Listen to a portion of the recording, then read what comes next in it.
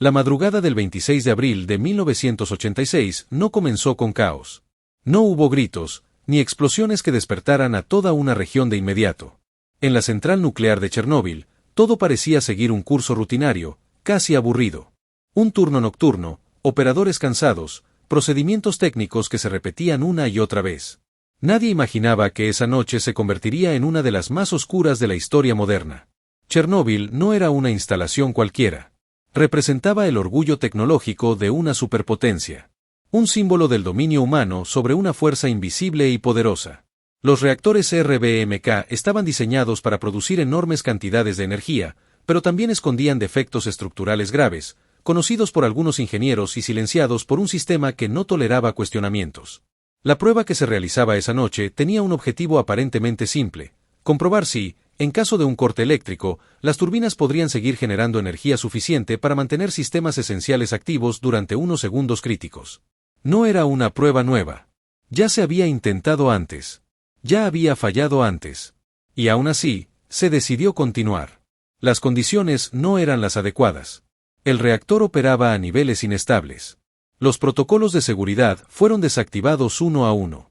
No por maldad, sino por presión, por rutina, por la necesidad de cumplir con el experimento.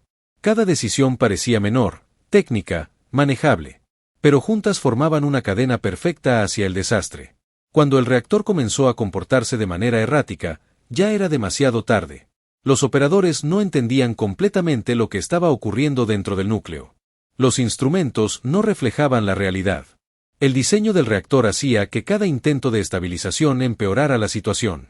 Entonces ocurrió lo impensable. Una explosión arrancó el techo del reactor número 4. No fue una explosión nuclear en el sentido clásico, pero liberó una cantidad de energía y material radiactivo que jamás había sido vista en una central civil. El núcleo quedó expuesto. El grafito ardió. La radiación comenzó a escapar libremente hacia la atmósfera. En ese momento, nadie dentro de la planta comprendió la magnitud de lo ocurrido. Algunos creían que el reactor estaba intacto.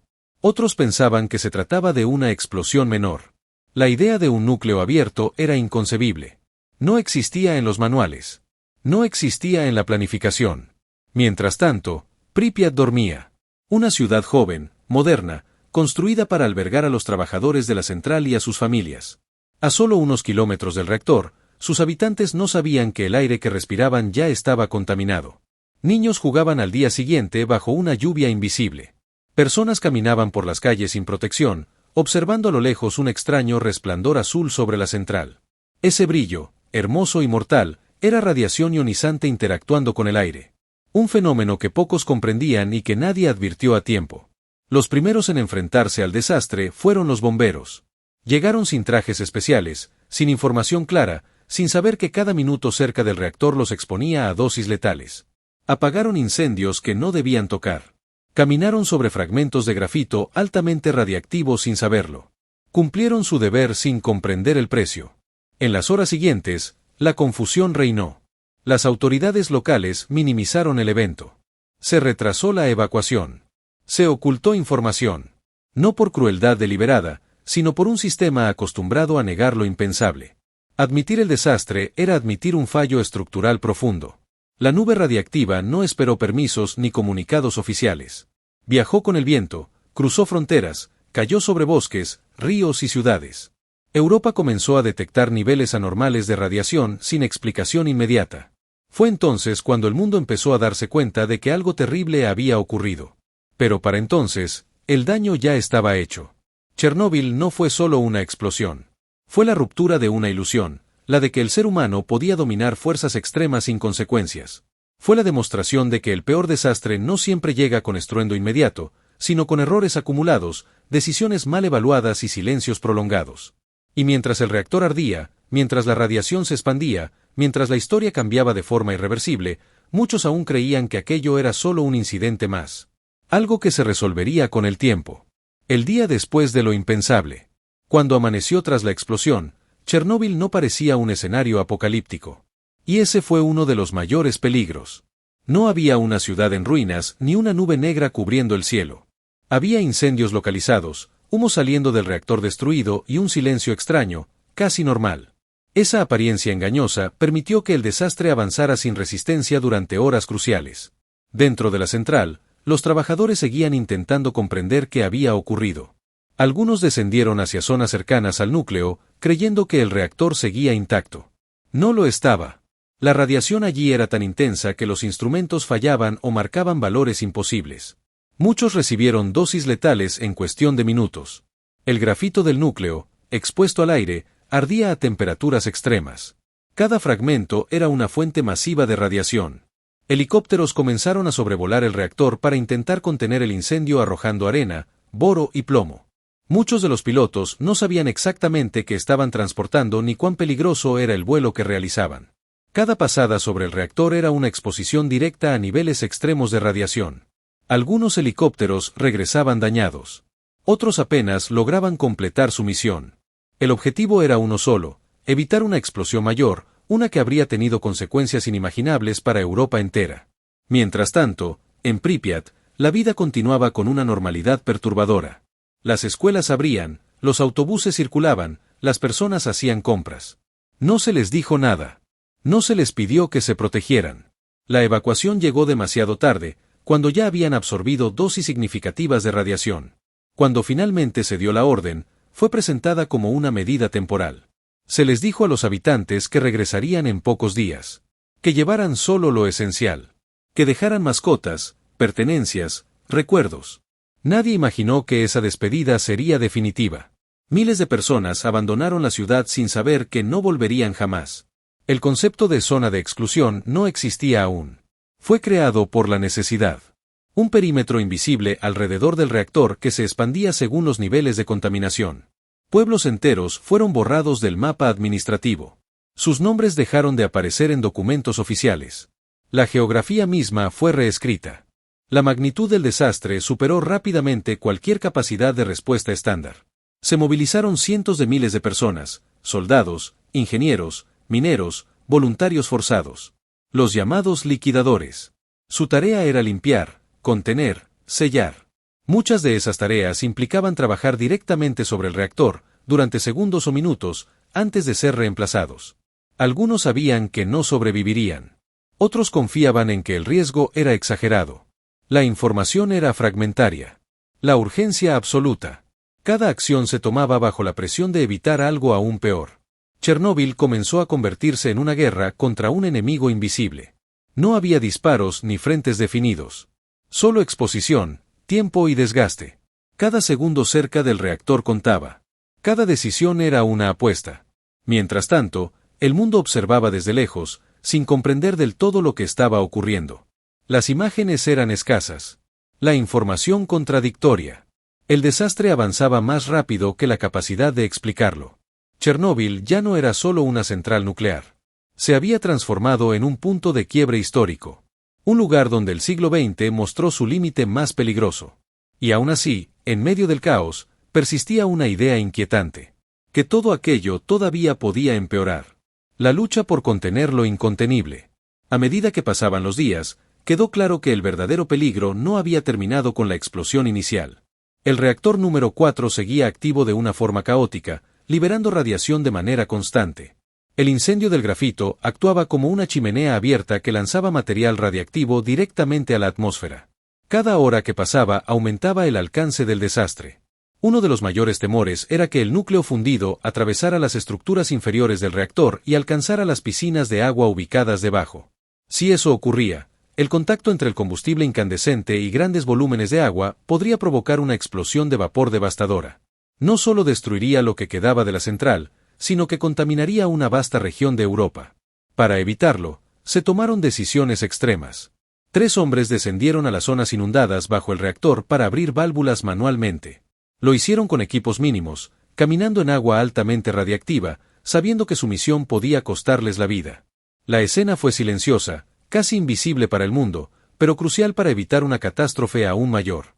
Al mismo tiempo, se convocó a mineros de distintas regiones para excavar un túnel bajo el reactor. Trabajaron en condiciones sofocantes, sin ventilación adecuada, sin protección completa. El objetivo era construir una base que impidiera que el núcleo fundido siguiera descendiendo. Cada golpe de pico era una carrera contra el tiempo y contra un enemigo que no podía verse. En la superficie, los liquidadores retiraban fragmentos altamente radiactivos del techo de edificios cercanos. Ninguna máquina podía soportar los niveles de radiación. El trabajo tuvo que hacerse a mano. Turnos de segundos. Correr, lanzar el material, regresar. Muchos de ellos recibieron dosis masivas en instantes. Sus cuerpos pagaron el precio de decisiones tomadas a kilómetros de distancia. Chernóbil se convirtió en un lugar donde el sacrificio humano reemplazó a la tecnología. Donde la solución no fue más innovación, sino más cuerpos expuestos. Una realidad brutal que contradijo la imagen de progreso que la energía nuclear representaba.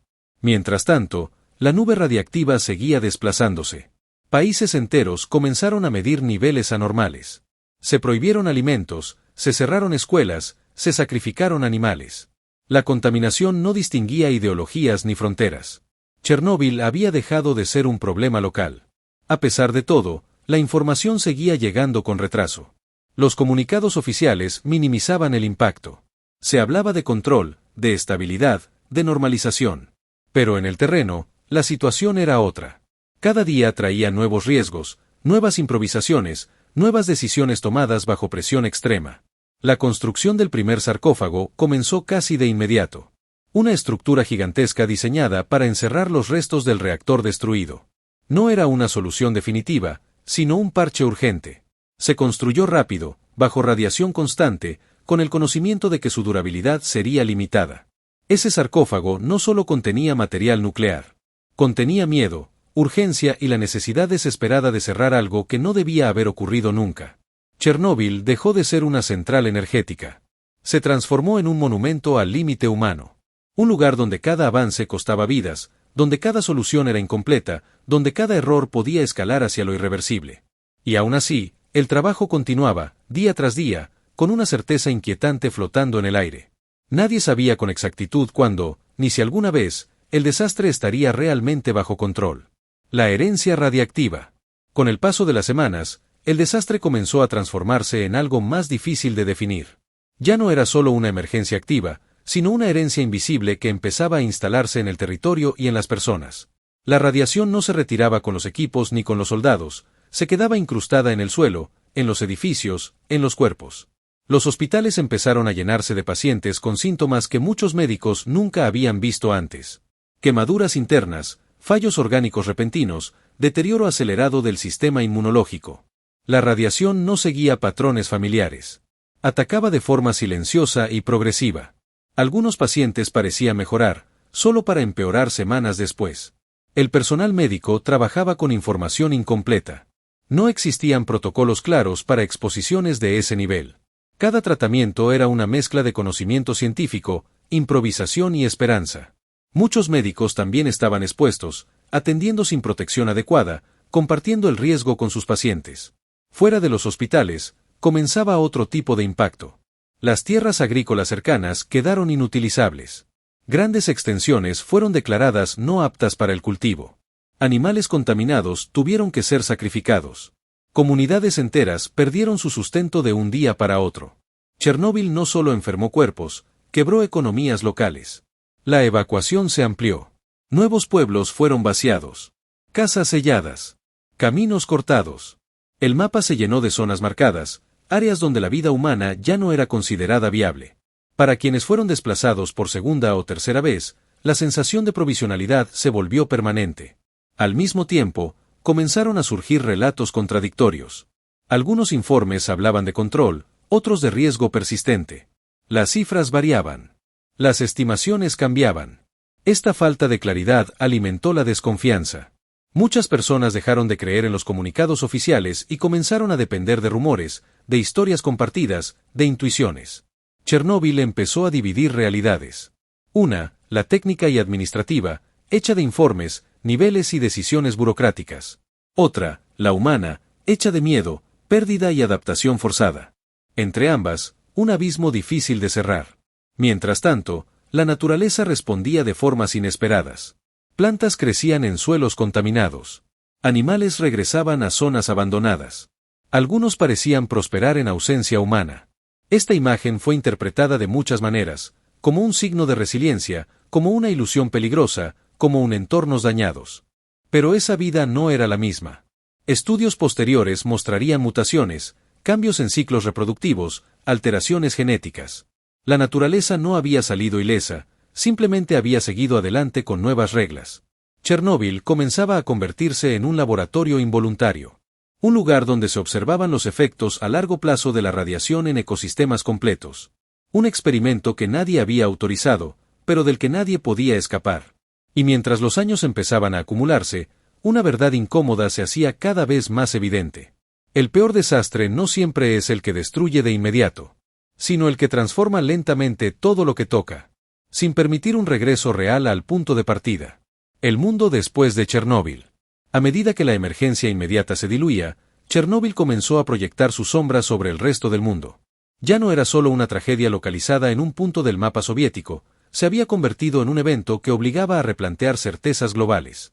Países que nunca habían cuestionado seriamente la energía nuclear comenzaron a hacerlo. Otros reforzaron su apuesta, convencidos de que el problema no era la tecnología, sino su mala gestión. En conferencias internacionales, Chernóbil se analizaba con un nivel de detalle obsesivo. Diagramas del reactor, secuencias de decisiones, errores humanos. Se intentaba encapsular el desastre en una cadena lógica, comprensible, casi tranquilizadora. Pero esa racionalización no eliminaba la sensación de vulnerabilidad que había quedado expuesta. La confianza en los sistemas expertos se resquebrajó. Si una instalación considerada segura podía fallar de forma tan catastrófica, ¿qué otras infraestructuras podían hacerlo? Centrales, presas, industrias químicas. Chernóbil abrió una grieta en la percepción del control humano sobre sus propias creaciones. En Europa, la nube radiactiva dejó huellas desiguales. Algunos países apenas detectaron incrementos mínimos. Otros registraron contaminación en alimentos, suelos y aguas. Se tomaron medidas de emergencia, se retiraron productos del mercado, se establecieron límites. Pero la sensación de haber sido afectados sin haber tenido voz ni voto generó una incomodidad profunda. Chernóbil no respetó fronteras, y eso dejó claro que ciertos riesgos son compartidos, incluso cuando las decisiones no lo son. El desastre puso en evidencia la interdependencia global de una manera difícil de ignorar. Mientras tanto, en la zona cero, la vida seguía transformándose. Los liquidadores regresaban a casa, muchos con la salud deteriorada. Algunos desarrollaron enfermedades rápidamente. Otros años después. Para muchos, la relación entre su estado y Chernóbil fue reconocida tarde o de forma parcial. Las ciudades construidas para reubicar a los evacuados intentaban ofrecer una sensación de normalidad. Nuevos edificios, nuevos empleos, nuevas rutinas. Pero la memoria del desplazamiento no se borraba fácilmente. Para quienes habían perdido su hogar, ninguna reconstrucción era equivalente. Chernóbil también cambió la forma en que se habla del tiempo. El futuro dejó de ser una promesa lineal y se convirtió en una variable incierta. ¿Cuántos años duraría la contaminación? ¿Cuántas generaciones se verían afectadas? Las respuestas eran siempre aproximadas, nunca definitivas. Este carácter abierto del desastre lo hacía difícil de procesar. No había un final claro, ni una reparación completa. Solo gestión, monitoreo, contención. Un esfuerzo constante para convivir con algo que no se puede deshacer. A medida que pasaban los años, Chernóbil comenzó a adquirir una dimensión simbólica. Se convirtió en una advertencia, en una metáfora del límite humano. Pero también corría el riesgo de convertirse en un concepto abstracto, en una historia conocida pero distante. Y en esa distancia, surgía otro peligro, el del olvido. Porque cuando un desastre deja de doler de forma inmediata, puede perder su capacidad de enseñar. Puede transformarse en un recuerdo cómodo, reducido a cifras y fechas, despojado de su carga real. Chernóbil seguía ahí, inmóvil, silencioso, recordando sin palabras que algunas decisiones no se disuelven con el tiempo. Solo esperan a que alguien vuelva a subestimarlas. La memoria que incomoda. Con el paso de los años, Chernóbil empezó a ocupar un lugar extraño en la memoria colectiva. Para algunos, se convirtió en un símbolo absoluto del fracaso tecnológico. Para otros, en un episodio exagerado por el miedo. Esta dualidad hizo que la historia nunca se asentara del todo. Chernóbil incomodaba porque no encajaba en un relato simple de progreso o de catástrofe superada. Las generaciones que no vivieron el desastre directamente comenzaron a conocerlo a través de fragmentos, imágenes borrosas, cifras discutidas, relatos incompletos. El peligro de esa transmisión fragmentada es que diluye la gravedad real del evento. Cuando una tragedia se convierte en referencia cultural, corre el riesgo de perder su peso humano. En las zonas afectadas, la memoria era distinta. No estaba hecha de documentales ni de libros, sino de ausencias. Escuelas cerradas para siempre. Cementerios improvisados. Objetos que nunca se recuperaron. Para quienes vivieron allí, Chernóbil no era una lección histórica, era una interrupción brutal de la vida cotidiana. Muchos sobrevivientes evitaron hablar del tema durante años. No por olvido, sino por agotamiento. Revivir el desastre implicaba enfrentarse nuevamente a la impotencia, al miedo, a la pérdida. El silencio se convirtió en una forma de supervivencia emocional. Al mismo tiempo, comenzaron a surgir voces que exigían ser escuchadas. Antiguos liquidadores, médicos, ingenieros, evacuados. Sus testimonios no siempre coincidían, pero compartían una misma sensación, la de haber sido parte de algo que lo superó completamente. Algo que nunca terminó de explicarse del todo. Chernóbil también dejó una huella profunda en la forma en que se concibe la responsabilidad. ¿Quién es responsable de un desastre que involucra decisiones individuales, fallos de diseño, presión política y cultura institucional? No hubo una respuesta clara. Las responsabilidades se diluyeron entre sistemas, jerarquías y silencios. Esa falta de un responsable concreto contribuyó a que la herida permaneciera abierta. Sin una narrativa clara de culpa y reparación, el desastre quedó suspendido en una especie de limbo moral. Nadie podía cerrar el capítulo porque nadie podía asumirlo por completo. Mientras tanto, la central seguía siendo monitoreada. Sensores, mediciones, informes periódicos. Chernóbil se convirtió en un lugar donde el tiempo se mide en niveles de radiación y en la degradación de estructuras. Un espacio donde el futuro se calcula, no se imagina. El nuevo sarcófago, construido décadas después, simbolizaba esta realidad. Una obra colosal destinada a durar 100 años. No para eliminar el problema, sino para ganar tiempo. Para pasarle la responsabilidad a generaciones futuras que aún no existen. Eso convirtió a Chernóbil en una deuda heredada. Una obligación silenciosa que no puede ser saldada de inmediato. Cada generación recibe el mismo encargo: vigilar, contener, recordar. Y quizás ahí reside uno de los aspectos más inquietantes del desastre. No solo dañó el presente de millones de personas, sino que comprometió el futuro de otras tantas que jamás tuvieron relación directa con la explosión. Chernóbil no pertenece completamente al pasado ni al presente. Habita en un tiempo intermedio, extendido, donde las consecuencias avanzan más despacio que la memoria humana. Donde el riesgo persiste incluso cuando la atención se desvía. Y mientras el mundo continúa acelerando, innovando y construyendo nuevas promesas tecnológicas, Chernóbil permanece como un punto inmóvil, recordando que hay errores que no se pueden deshacer. Solo aprender a cargar con ellos. La zona donde el tiempo se detuvo. La zona de exclusión alrededor de Chernóbil se transformó con los años en un territorio único. No era un lugar completamente muerto, pero tampoco plenamente vivo. Era un espacio suspendido, donde las reglas habituales dejaron de aplicarse. Calles sin tránsito, edificios sin voces, relojes detenidos en una fecha que ya no significaba nada. Pripyat se convirtió en el símbolo más visible de esta suspensión. Una ciudad diseñada para el futuro, congelada en el pasado. Las escuelas quedaron con libros abiertos, los parques de atracciones nunca se inauguraron, los apartamentos conservaron rastros de una vida interrumpida. Nada fue destruido de inmediato, simplemente quedó abandonado, entregado al desgaste lento. La naturaleza comenzó a reclamar ese espacio con una paciencia implacable. Árboles creciendo dentro de edificios, raíces rompiendo el asfalto, animales recorriendo avenidas vacías. La ausencia humana permitió una recuperación visual que resultaba desconcertante. A simple vista, el lugar parecía renacer. Pero esa apariencia escondía una realidad más compleja. El suelo seguía contaminado. Muchas especies acumulaban radiación en sus tejidos. La vida continuaba, sí, pero adaptada a un entorno alterado. La zona no era un paraíso natural, era un ecosistema marcado por un experimento forzado. Con el tiempo, la zona de exclusión comenzó a atraer atención internacional. Científicos, periodistas, investigadores. Más tarde, turistas. Personas que caminaban por calles desiertas, tomaban fotografías, observaban el silencio. Para algunos, era una experiencia educativa. Para otros, una curiosidad. Para quienes habían vivido allí, era un recordatorio doloroso. La transformación del desastre en destino turístico generó debates éticos.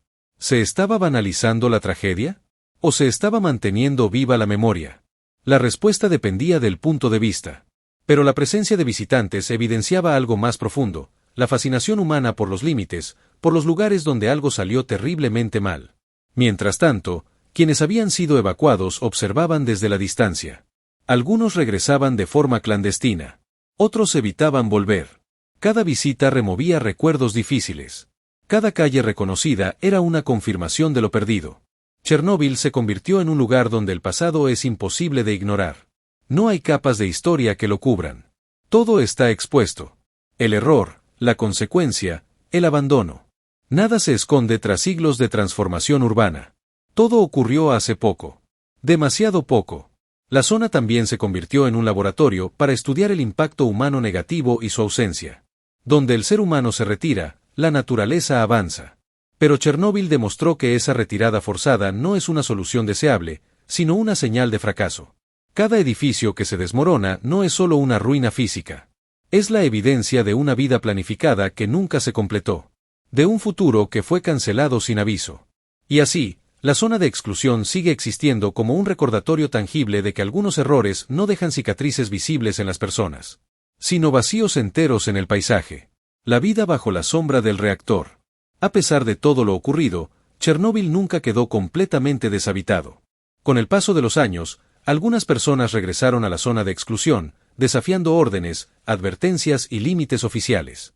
En su mayoría eran ancianos. Personas que habían vivido allí toda su vida y que no lograron adaptarse a los lugares donde fueron reubicados. Para ellos, el riesgo invisible era preferible al desarraigo. Volvieron a sus casas deterioradas, cultivaron pequeños huertos, criaron animales, bebieron agua de pozos contaminados. No por ignorancia, sino por una decisión consciente, vivir donde sentían que pertenecían, aunque el precio fuera incierto. Estas personas, conocidas como los autorrepatriados, vivían en una rutina marcada por la simplicidad y la resignación.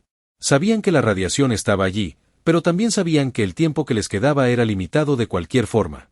Chernóbil no los había expulsado por completo, solo había cambiado las reglas de su existencia. Mientras tanto, las autoridades mantenían una vigilancia constante. Patrullas, controles, mediciones. La zona debía permanecer bajo supervisión, no solo por seguridad, sino por responsabilidad histórica. Cada acceso no autorizado era visto como una amenaza al delicado equilibrio que se intentaba mantener. Chernóbil también se convirtió en un punto clave para la investigación científica a largo plazo. Estudios sobre radiación crónica, adaptación biológica, mutaciones genéticas. Lo que ocurrió allí no podía repetirse deliberadamente en ningún otro lugar, lo que hacía de la zona un laboratorio irrepetible y moralmente incómodo. Los investigadores se enfrentaban a dilemas constantes. ¿Hasta qué punto estudiar un ecosistema dañado justificaba la exposición al riesgo? ¿Dónde terminaba la ciencia y comenzaba la explotación de una tragedia? No había respuestas claras. Solo decisiones parciales. Con el tiempo, nuevas generaciones de científicos llegaron a Chernóbil sin haber vivido el desastre. Para ellos, el lugar era un campo de estudio. Para los sobrevivientes, seguía siendo una herida abierta. Esta diferencia de perspectiva creó tensiones silenciosas, difíciles de expresar pero siempre presentes.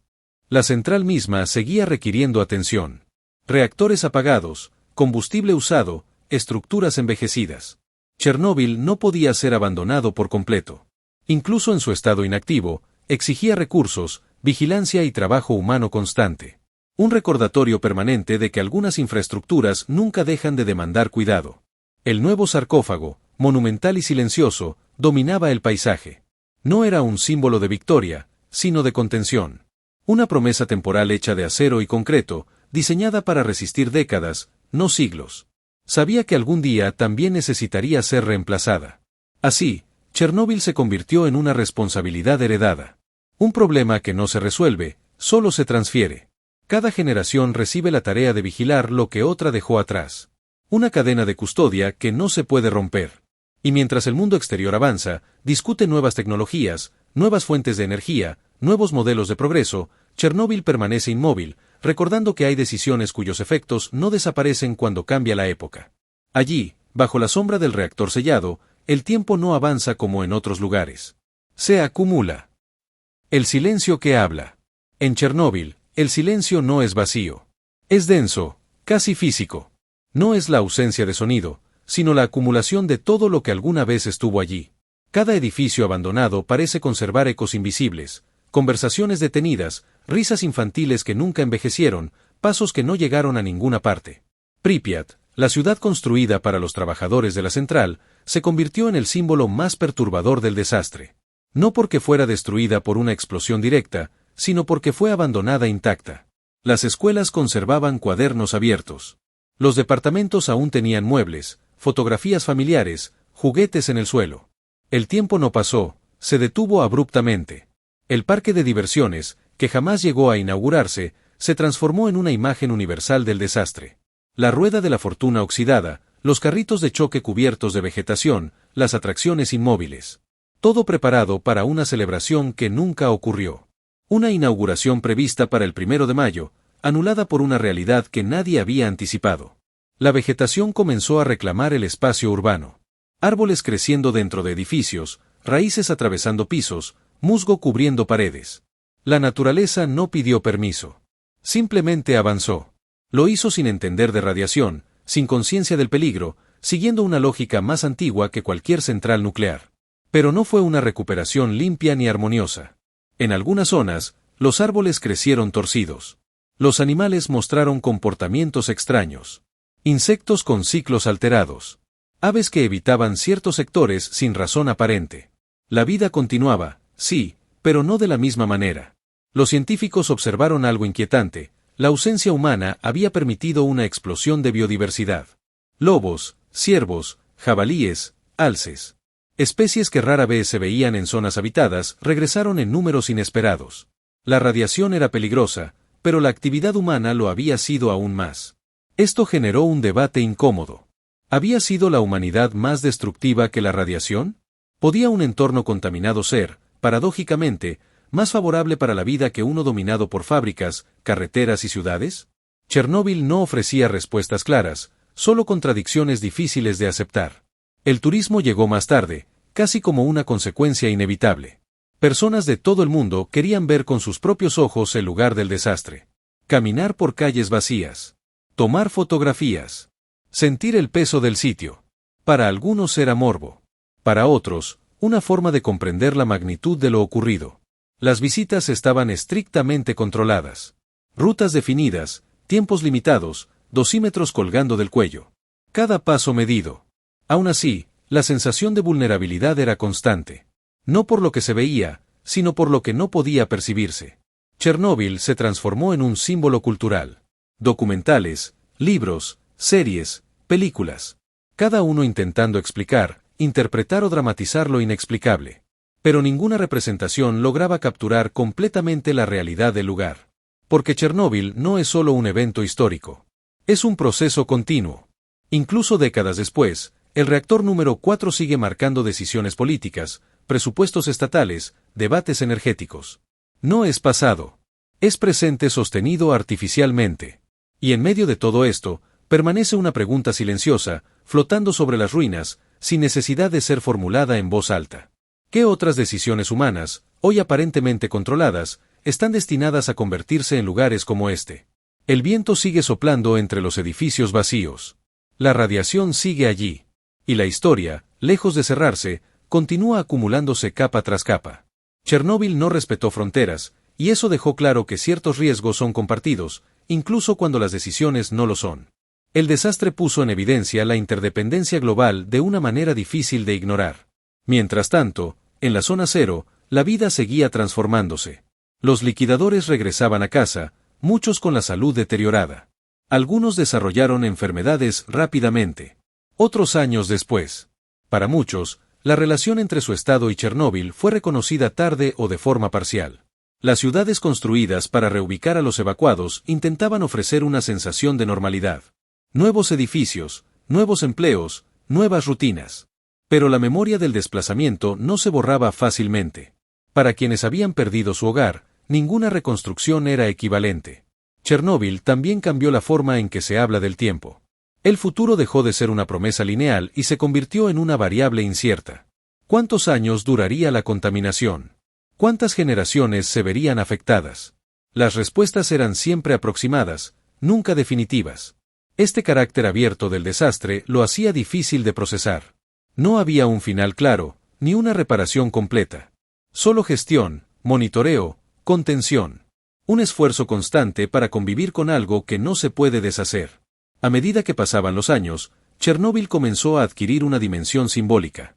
Se convirtió en una advertencia, en una metáfora del límite humano. Pero también corría el riesgo de convertirse en un concepto abstracto, en una historia conocida pero distante. Y en esa distancia, surgía otro peligro, el del olvido. Porque cuando un desastre deja de doler de forma inmediata, puede perder su capacidad de enseñar. Puede transformarse en un recuerdo cómodo, reducido a cifras y fechas, despojado de su carga real.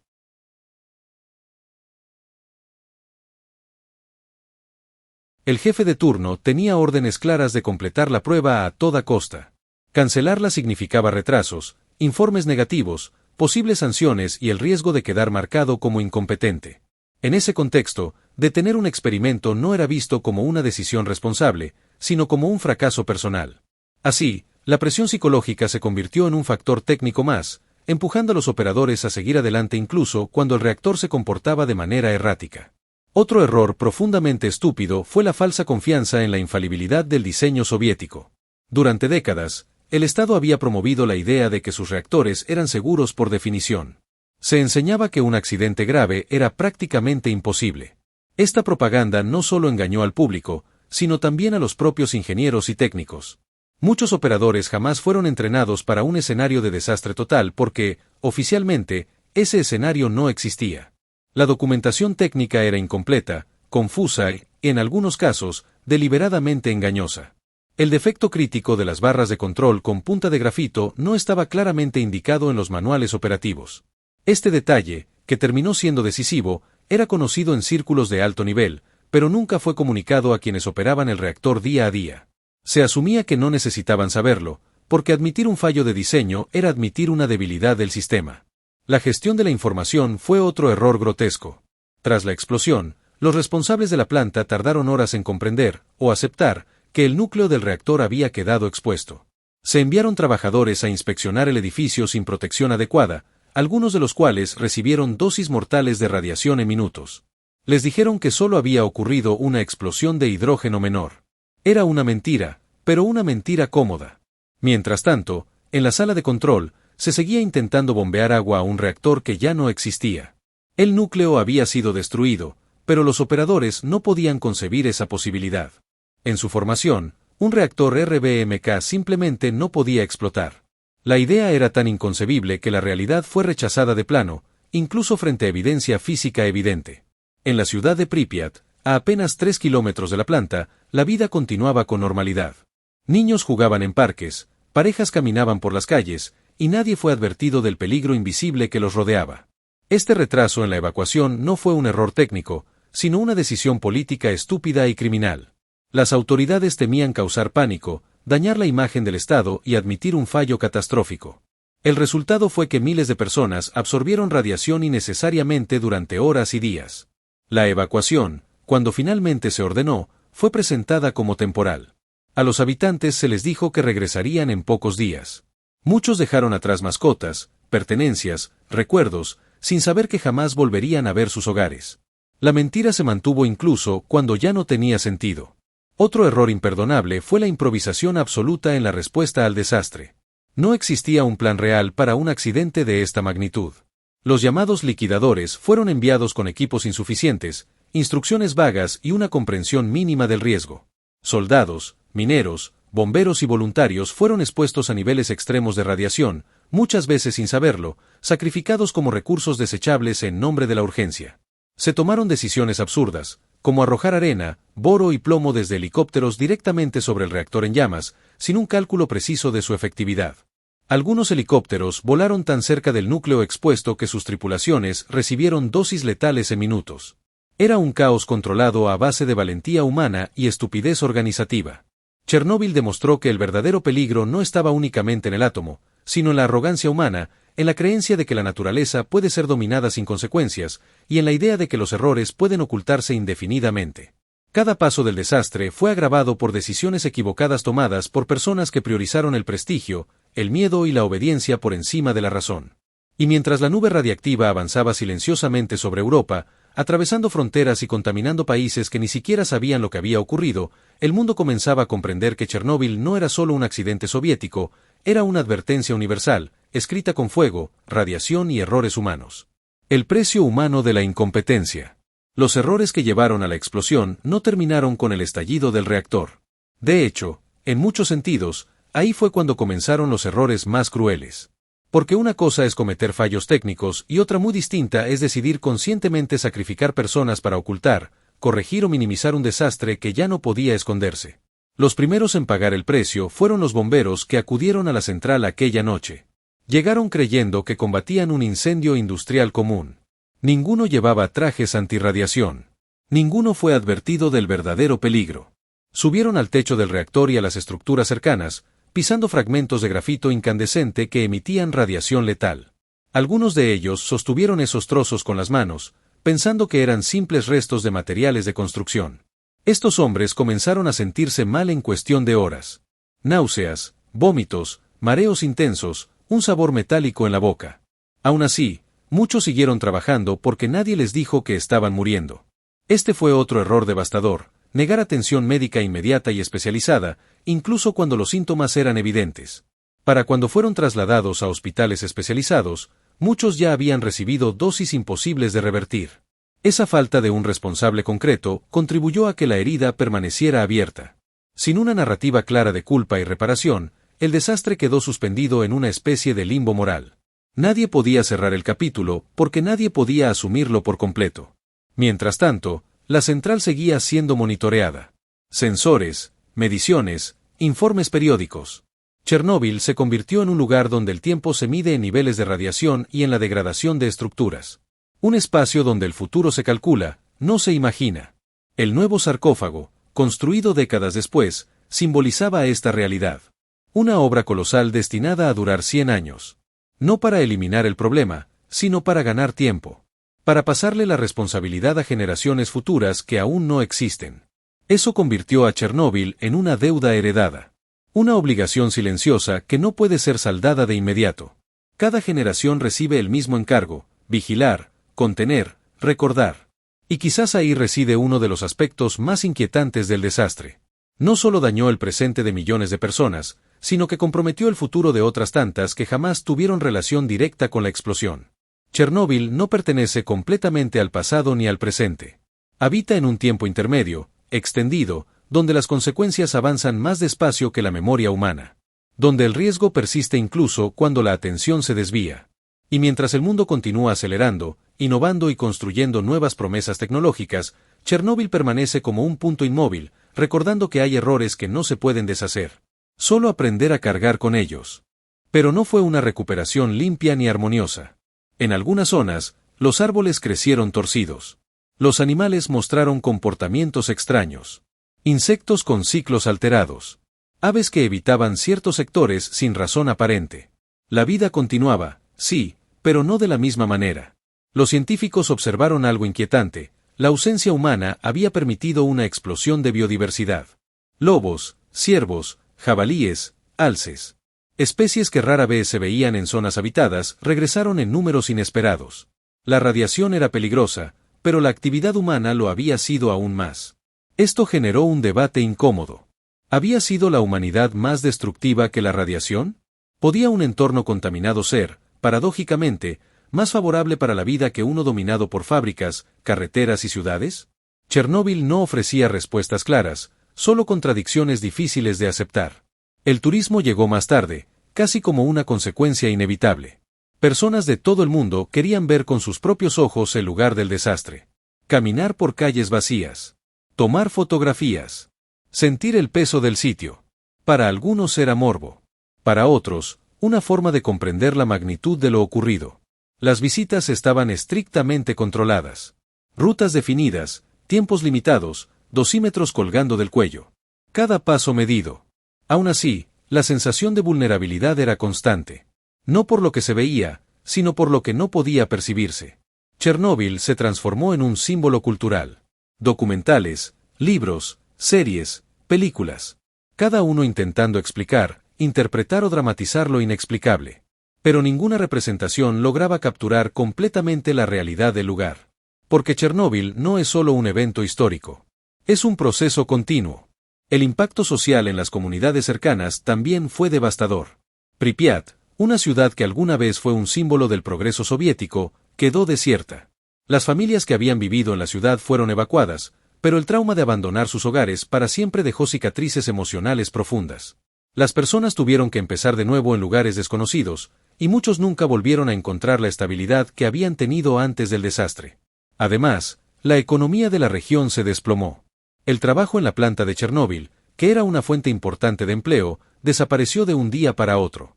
La zona de exclusión alrededor de la planta se convirtió en un espacio vacío, sin vida humana, y la infraestructura de la región quedó severamente afectada. Muchas de las personas que habían trabajado en la planta perdieron sus empleos, y las comunidades que dependían de la planta como fuente de ingresos se vieron atrapadas en la miseria. A nivel mundial, el desastre de Chernóbil tuvo un impacto duradero en la percepción de la energía nuclear. Aunque la industria nuclear había crecido rápidamente en la segunda mitad del siglo XX, el desastre de Chernóbil dejó claro que la energía nuclear podía ser extremadamente peligrosa si no se manejaba adecuadamente. Los gobiernos de muchos países revisaron sus políticas energéticas y, en algunos casos, decidieron abandonar o limitar la construcción de plantas nucleares. En países como Alemania, por ejemplo, la tragedia de Chernóbil llevó a un movimiento antinuclear mucho más fuerte, que culminó con la decisión de cerrar las plantas nucleares en la década de 2000. Otros países, como Francia, que dependían en gran medida de la energía nuclear, implementaron reformas en la seguridad de sus reactores, pero no abandonaron completamente la tecnología. En la Unión Europea, la respuesta fue variada. Mientras que algunos países, como Suecia y Austria, decidieron suspender sus programas nucleares, otros optaron por fortalecer los estándares de seguridad. Sin embargo, la sombra de Chernóbil nunca se desvaneció por completo, y la desconfianza hacia la industria nuclear siguió siendo un tema candente en el debate energético global. El desastre de Chernóbil no solo dejó huellas profundas en el ámbito ambiental y científico, sino también en el campo político y judicial. La falta de responsabilidad por parte de los responsables directos y el encubrimiento de las autoridades soviéticas durante las primeras horas y días tras la explosión crearon una onda expansiva de desconfianza que se mantuvo durante años. En los años posteriores, la cobertura oficial del desastre por parte del gobierno soviético fue uno de los aspectos más controvertidos. Durante semanas, el gobierno soviético minimizó la magnitud del desastre y no proporcionó información detallada sobre las consecuencias radiactivas para la población. Esto llevó a la formación de una narrativa en la que el gobierno intentaba ocultar las realidades del accidente, lo que provocó una grave pérdida de confianza tanto dentro de la Unión Soviética como a nivel internacional. El gobierno soviético se vio forzado a reconocer la magnitud del desastre solo cuando otros países, especialmente los países europeos, comenzaron a detectar niveles elevados de radiactividad en la atmósfera. La reacción internacional fue enérgica, pero la respuesta soviética fue característicamente lenta y desorganizada.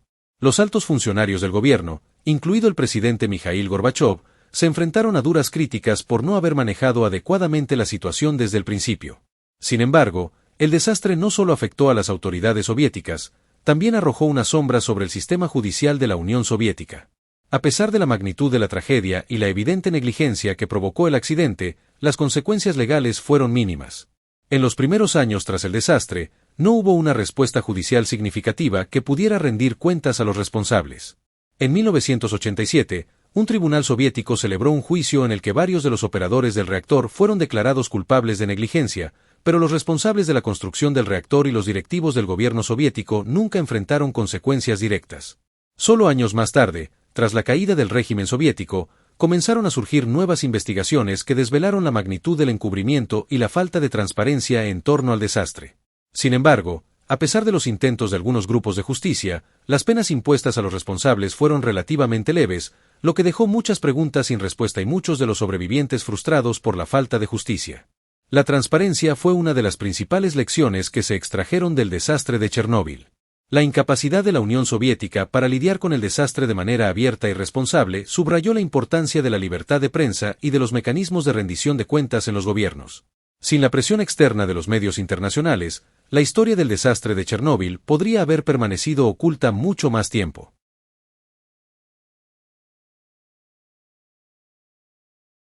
A lo largo de este relato, hemos desglosado los elementos que componen el desastre de Chernóbil, uno de los eventos más significativos y devastadores de la historia moderna. Desde los primeros momentos de la explosión, cuando la planta nuclear de Chernóbil se transformó en un monstruo indomable de radiación, hasta la reacción tardía del gobierno soviético, que trató de minimizar los daños y ocultar la magnitud de la tragedia, pasando por los esfuerzos heroicos de los liquidadores, quienes sacrificaron sus vidas para mitigar los efectos inmediatos del desastre. La historia de Chernóbil es una lección cruda sobre las consecuencias de la tecnología sin control. Chernóbil no es solo un accidente nuclear. Es una tragedia que abarca aspectos humanos, ambientales, políticos y científicos, y cuya huella sigue siendo visible no solo en los terrenos contaminados de la zona de exclusión, sino también en las decisiones globales sobre energía nuclear y la gestión de riesgos tecnológicos. Es un recordatorio claro de que las decisiones tomadas en el campo de la innovación científica y tecnológica tienen repercusiones profundas y duraderas que afectan a generaciones enteras. El desastre desnudó las falencias de un sistema gubernamental que se mostraba inflexible y opaco, en el que la falta de comunicación y la negación del peligro crearon un escenario en el que la tragedia pudo haberse evitado si solo se hubieran tomado las medidas adecuadas con la anticipación y transparencia necesarias. Además, los efectos de la radiación no solo han afectado a los sobrevivientes inmediatos, sino que también han dejado secuelas genéticas y problemas de salud crónicos que persisten en las generaciones futuras. El daño a la salud de los miles de personas que estuvieron expuestas a la radiación se extiende más allá de la evidencia visible, afectando a muchos con cánceres, trastornos genéticos y enfermedades relacionadas con la exposición a la radiación. Uno de los elementos más conmovedores de esta tragedia es la historia de los habitantes de Pripyat, una ciudad que, a pesar de ser modernista, rica y llena de vida, se convirtió en una ciudad fantasma de la noche a la mañana. Las historias de familias evacuadas apresuradamente, dejando atrás casas, pertenencias y una vida que jamás volverían a recuperar, subraya el horror humano que estuvo detrás de este desastre nuclear. Sin embargo, la resiliencia de aquellos que sobrevivieron y el coraje de aquellos que intentaron minimizar el impacto inmediato es, sin duda, una de las historias de valentía más grandes que se puedan contar. La memoria de Chernóbil, al igual que el desastre en sí, persiste no solo en los libros de historia, sino también en la memoria colectiva de la humanidad. Las generaciones más jóvenes, que no vivieron los eventos directamente, deben aprender sobre los peligros de las tecnologías mal gestionadas, los efectos de la radiación y, quizás lo más importante, sobre la necesidad de regulación, responsabilidad y transparencia en todos los niveles de gobierno y en la comunidad científica. Chernóbil nos dejó una herida profunda, pero también nos ofreció lecciones valiosas sobre cómo no repetir los mismos errores. Hoy, seguimos lidiando con las secuelas de este desastre, y la pregunta que sigue abierta es, ¿cómo podemos evitar que algo así se repita? La energía nuclear y su futuro. Chernóbil ha sido un hito que marcó la historia de la energía nuclear. El miedo a la radiación y el riesgo asociado con el manejo de los reactores nucleares aumentó enormemente después de la tragedia, llevando a muchos países a reconsiderar sus programas nucleares o a abandonarlos por completo. Sin embargo, el debate sobre la energía nuclear no está resuelto. Mientras algunos países han tomado la decisión de abandonar las plantas nucleares, otros siguen apostando por ellas como una alternativa energética más limpia en la lucha contra el cambio climático. La tragedia de Chernóbil dejó una marca indeleble en la industria nuclear, que ha tenido que enfrentarse a reformas profundas y una mayor supervisión en cuanto a los estándares de seguridad. La tecnología nuclear, a pesar de sus riesgos inherentes, sigue siendo una herramienta poderosa en la generación de energía, especialmente en un mundo que busca fuentes alternativas a los combustibles fósiles. Sin embargo, las lecciones de Chernóbil no deben ser olvidadas. Es imperativo que las futuras plantas nucleares cuenten con sistemas de seguridad más estrictos, evaluaciones constantes de riesgos y protocolos de emergencia más eficaces, de modo que el desastre de Chernóbil nunca vuelva a repetirse. Por otro lado, a pesar de los avances tecnológicos en la energía nuclear, la gestión de residuos radiactivos sigue siendo un problema no resuelto. Las soluciones a largo plazo para el almacenamiento seguro de los desechos nucleares son vitales para evitar que las generaciones futuras sufran las consecuencias de decisiones tomadas en el pasado. En este sentido, la tragedia de Chernóbil sigue siendo una advertencia constante de que la tecnología nuclear no debe ser tomada a la ligera. Chernóbil también nos invita a reflexionar sobre el futuro de la humanidad y su relación con la naturaleza. Aunque la zona de exclusión ha sido, en muchos sentidos, deshabitada y no apta para la vida humana, la naturaleza ha comenzado a reclamar su territorio. El regreso de animales y plantas a la zona, a pesar de los niveles de radiación, ofrece una paradoja fascinante sobre la resistencia de la vida, pero también un recordatorio sombrío de que el daño ambiental causado por el ser humano es permanente y a largo plazo. Conclusión: el desafío del futuro. A lo largo de este video, hemos abordado el desastre de Chernóbil desde múltiples ángulos, desde la explosión en el reactor hasta las secuelas ambientales, humanas y políticas que siguen marcando la historia. Este desastre fue un hito que, en muchos sentidos, cambió la forma en que el mundo ve la energía nuclear y el manejo de las tecnologías peligrosas. La tragedia de Chernóbil subraya la necesidad de tener una planificación exhaustiva, protocolos de emergencia eficaces y una supervisión constante para evitar que errores de tal magnitud se repitan en el futuro. La prueba, en teoría simple, se había convertido en una pesadilla técnica. El reactor operaba a una potencia extremadamente baja, una condición inestable para el diseño RBMK.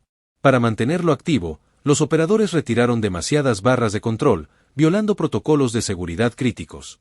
En ese momento, el reactor ya no estaba bajo control humano real, aunque nadie en la sala parecía comprenderlo del todo.